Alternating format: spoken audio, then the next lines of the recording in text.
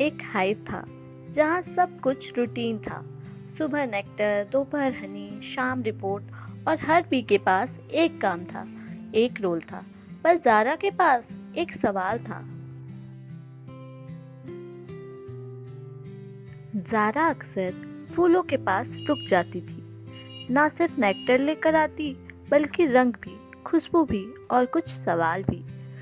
क्या हम सिर्फ इसीलिए हैं? बस काम काम काम। क्या किसी बी ने कभी आसमान के उस पार देखा है?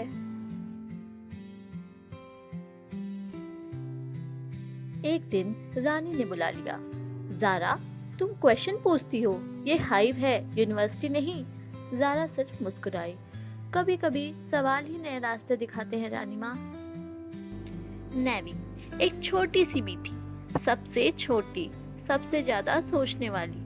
वो चुपचाप जारा को देखती थी और एक रात पूछ ही लिया, जारा दीदी, आप सबसे अलग क्यों हो? जारा हंसी। अलग होना बुरा नहीं है नेवी। कुछ लोग हनी बनाते हैं और कुछ लोग सपने।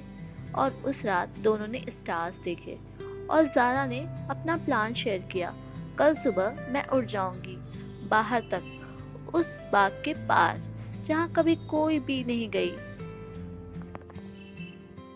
अगली सुबह ये बात रानी के पास गई। रानी बोली, बी का काम होता है झुकना, सपने देखना नहीं।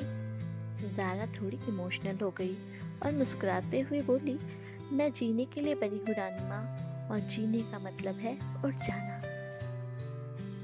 अगली सुबह रानी ने रोका।